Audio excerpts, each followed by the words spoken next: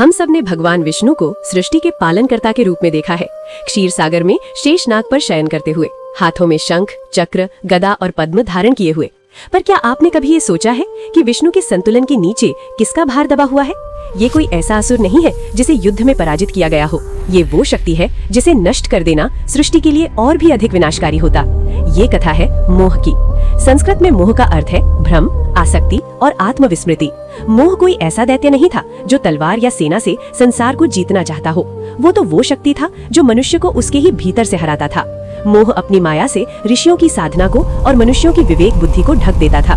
लोग शास्त्र जानते थे पर अर्थ भूल जाते थे, धर्म का पालन करते थे पर उद्देश्य भूल जाते थे।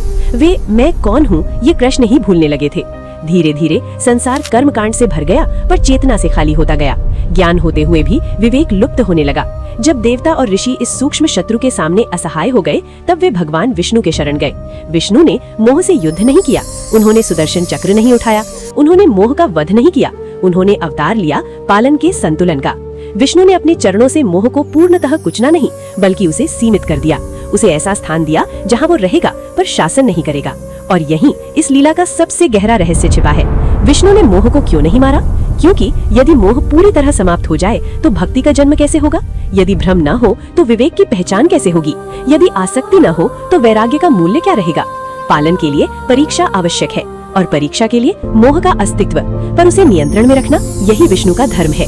इसलिए भगवान विष्णु मोह को समाप्त नहीं करते, वे उसे मर्यादा में बांधते हैं ताकि मनुष्य गिरे भी तो उठने का मार्ग बना रहे, भटके भी तो लौटने का द्वार खुला रहे। विष्णु का ये स्वरूप संहार का नहीं, संतुलन का प्रतीक है। वे सिखाते हैं कि मुक्ति का मार्ग मोह से भागकर नहीं, मोह के पार जाकर मिलता है। जब तक ये ब्रह्मांड है मोह रहेगा, पर जब तक विष्णु है मोह कभी भी विवेक पर शासन नहीं कर पाएगा। ये कथा उस पालनकर्ता के सम्मान में है जो अज्ञान को मिटाते नहीं बल्कि उसे सीमा में रखकर ज्ञान को फलने फूलने देते हैं।